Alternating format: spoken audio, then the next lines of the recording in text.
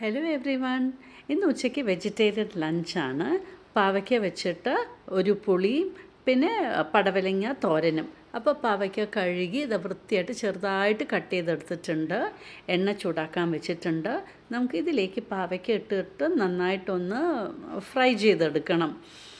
എന്നാലാണ് അതിൻ്റെ ആ ഒരു ബിറ്റർനെസ്സൊക്കെ പോവുക.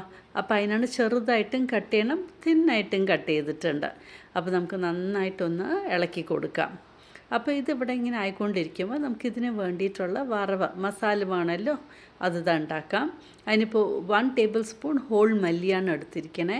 ഒരു 5 ചുവന്ന മുളക് നമ്മുടെ എരിവിനനുസരിച്ചിട്ട്, ഒരു 1/4 ടീസ്പൂൺ നമ്മുടെ ഉലുവ, നമുക്കൊന്ന്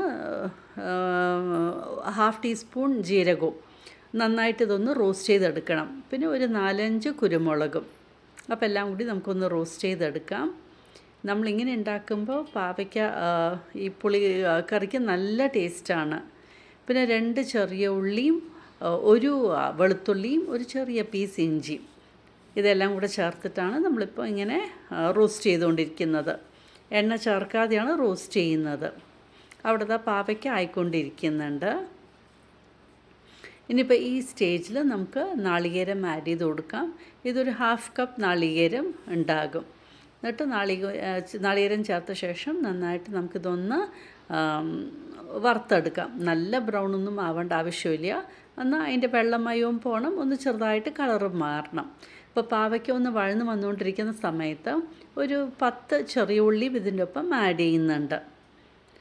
അപ്പോൾ ചെറിയ ഉള്ളിയും ആഡ് ചെയ്ത ശേഷം നമുക്ക് നന്നായിട്ടൊന്ന് വഴറ്റിയെടുക്കാം. ഇവിടെ തവണ നാളികേരം വറുത്തുകൊണ്ടിരിക്കുന്നുണ്ട്. അപ്പോൾ ഇത് ശരിക്കും നല്ല ടേസ്റ്റിയാണ് നമ്മളിങ്ങനെ ഉണ്ടാക്കുമ്പോൾ. ഇനിയിപ്പോൾ നമുക്ക് കുറച്ച് മഞ്ഞൾപ്പൊടി ആഡ് ചെയ്ത് കൊടുക്കാം. എന്നിട്ട് നന്നായിട്ട് മഞ്ഞൾപ്പൊടിയായിട്ട് നന്നായിട്ടൊന്ന് വറുത്തെടുക്കണം. ആ പച്ചമണയ്ക്ക് പോകണ്ടേ, അതിന് വേണ്ടിയിട്ടാണ്. അപ്പോൾ ഇപ്പോൾ നമ്മൾ മഞ്ഞൾപ്പൊടിയും ആഡ് ചെയ്ത ശേഷം നന്നായിട്ട് വറുത്തുകൊണ്ടിരിക്കുകയാണ്. അവിടെ നമ്മുടെ ഉള്ളിയും എല്ലാം ഇട്ടിട്ട് നന്നായി വഴറ്റി വന്നുകൊണ്ടിരിക്കുന്നുണ്ട്. ഇപ്പോൾ കുറച്ച് ഉപ്പ് ആഡ് ചെയ്ത ശേഷം വീണ്ടും വഴറ്റിയെടുക്കാം. അപ്പോൾ ഉപ്പൊക്കെ നമ്മുടെ ഈ പാവയ്ക്കയിലും ഉള്ളിയിലുമൊക്കെ ഒന്ന് പിടിക്കാൻ വേണ്ടിയിട്ട്. ഇപ്പോൾ നമ്മുടെ നാളികേരം കണ്ടില്ലേ, ഒന്ന് നല്ല ഒരു കളറൊക്കെ മാറി വന്നിട്ടുണ്ട്. ഇനിയിപ്പോൾ ഇതിലേക്ക് ഒരു 1 ടേബിൾ സ്പൂൺ പൊട്ടുകടല ആഡ് ചെയ്യുന്നുണ്ട്. അപ്പോൾ നല്ലൊരു കൊഴുപ്പും കിട്ടും. അപ്പോൾ നന്നായിട്ടൊന്ന് മിക്സ് ചെയ്ത ശേഷം പിന്നെ സ്റ്റവ് ഓഫ് ചെയ്യുക. ഇത് തണുത്ത ശേഷം നല്ല പേസ്റ്റായിട്ട് നമുക്ക് അരച്ചെടുക്കണം. ഇപ്പം നമ്മുടെ പാവയ്ക്ക പുളിക്കുള്ള അരപ്പിൻ്റെ മിക്സ്ചർ റെഡി ആയിട്ടുണ്ട്. അവിടെ പാവയ്ക്ക അതായിക്കൊണ്ടിരിക്കേണ്ട. ഇനി നമ്മുടെ പടവലങ്ങ തോരന് എണ്ണ ചൂടാക്കി കടുക് പൊട്ടിച്ചു.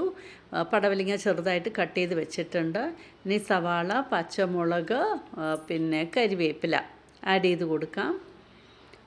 എന്നിട്ട് നന്നായിട്ടൊന്ന് വഴറ്റി കൊടുക്കണം. നമ്മുടെ സവാളയ്ക്ക് ഒന്ന് സോഫ്റ്റായിട്ട് വരണം. അപ്പോൾ നന്നായിട്ടൊന്ന് വഴറ്റി കൊടുക്കാം.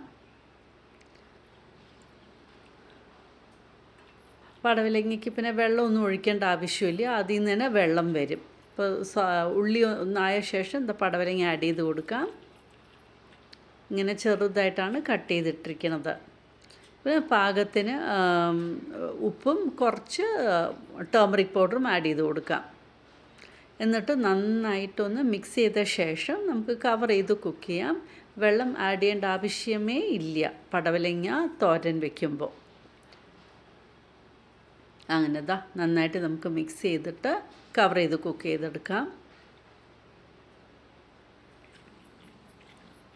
അവിടെ നമ്മുടെ പാവയ്ക്കും ഫ്രൈ ആയിക്കൊണ്ട് വരുന്നുണ്ട്.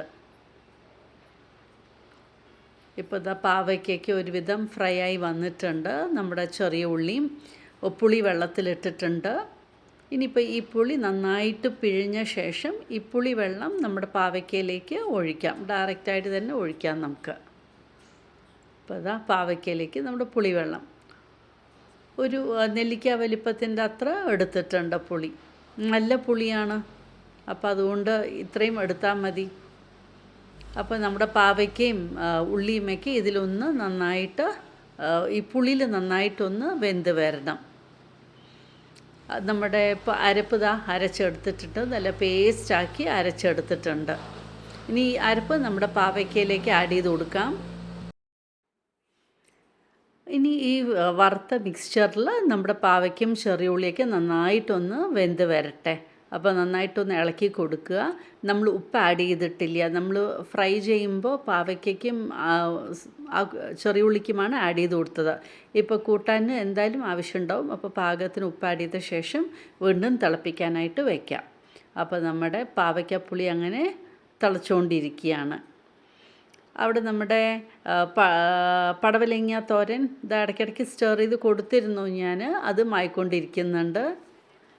അപ്പോൾ ഇടയ്ക്ക് തുറന്ന് ഇങ്ങനെ സ്റ്റർ ചെയ്ത് കൊടുക്കുക. നമ്മൾ വെള്ളമൊന്നും ആഡ് ചെയ്തിട്ടില്ല. വെള്ളം ആഡ് ചെയ്യാതെ തന്നെ ഇതാ കുക്കായി വരുന്നുണ്ട്. അപ്പോൾ അങ്ങനെ ഈസി ആയിട്ട് നമ്മുടെ പടവലങ്ങ തോരൻ ഹാർഡ്ലി 10 മിനിറ്റ്സ് എടുക്കും. എന്ന് വെച്ചാൽ വേഗം വെന്ത് കിട്ടും. നമ്മുടെ കറി ഇത് അവിടെ റെഡിയായിക്കൊണ്ട് വരും. ഇതിലേക്ക് ഒരു 2 ടീസ്പൂൺ ശർക്കര ആഡ് ചെയ്യുന്നുണ്ട്.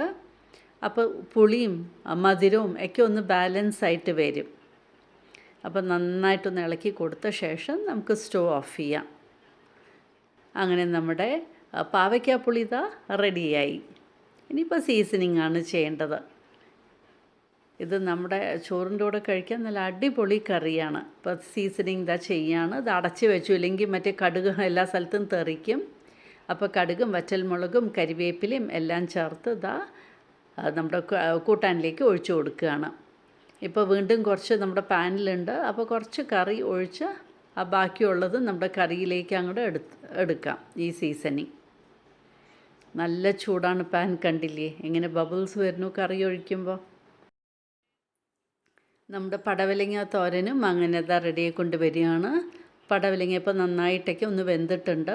ഇനി നമുക്ക് നാളികേരം ആഡ് ചെയ്ത് കൊടുക്കാം. എന്നിട്ട് നന്നായിട്ടൊന്ന് മിക്സ് ചെയ്ത് കൊടുക്കുക. നാളികേരം ആഡ് ചെയ്ത ശേഷം ഒരു 2-3 മിനിറ്റ്സ് നന്നായിട്ടൊന്ന് യോജിപ്പിച്ച് കൊടുക്കുക. അപ്പോൾ അങ്ങനെ നല്ല അടിപൊളിയായിട്ടുള്ള 2 ഡിഷ് റെഡി ആയിട്ടുണ്ട്.